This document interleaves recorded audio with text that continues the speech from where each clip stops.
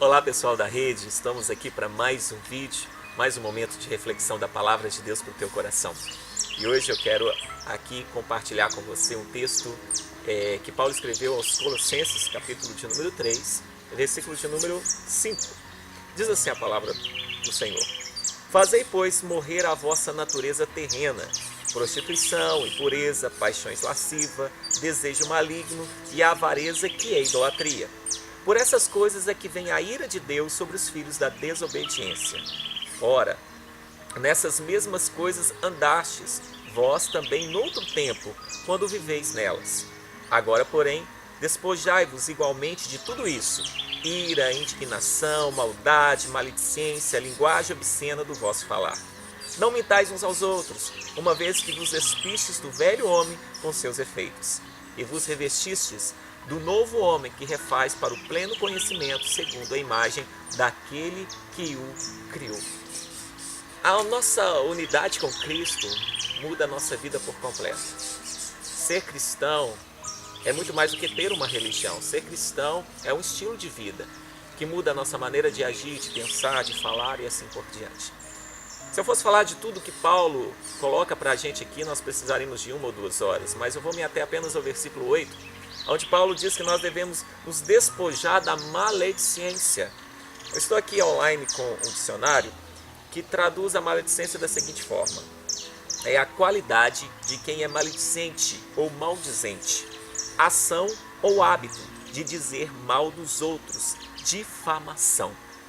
Infelizmente, este problema, esse mal e esse pecado, por assim dizer, é muito cometido por nós. Muitas das vezes nós nos pegamos, ora nas redes sociais, ora em grupos com os amigos, nas reuniões familiares, nos encontramos falando mal, difamando o outro. E isso é um sério problema.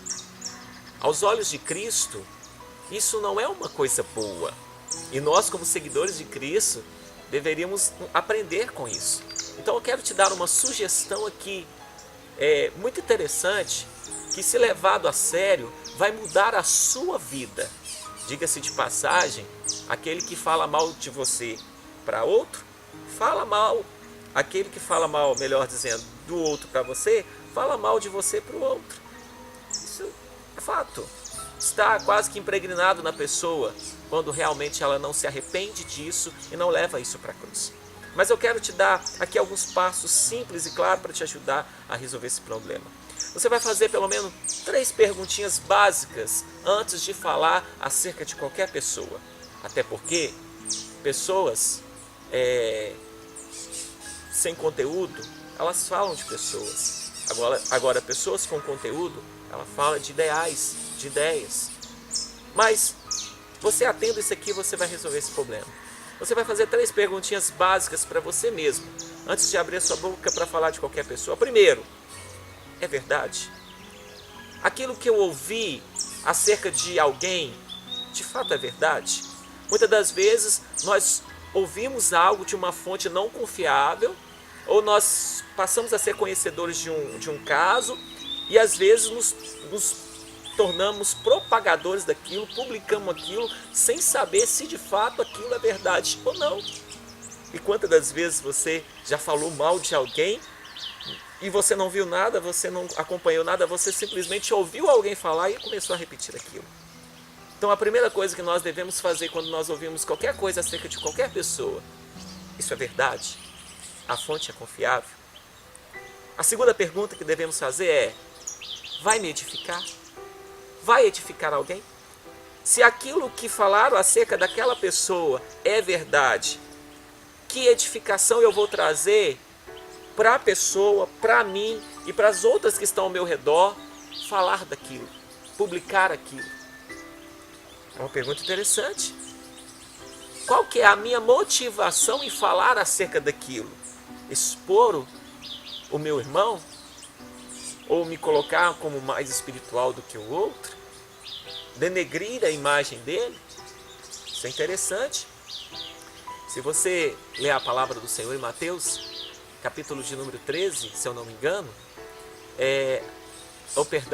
Mateus capítulo 18, Jesus vai dizer o seguinte: se você viu o teu irmão pecar vai até ele e corrigi-o entre ele e você.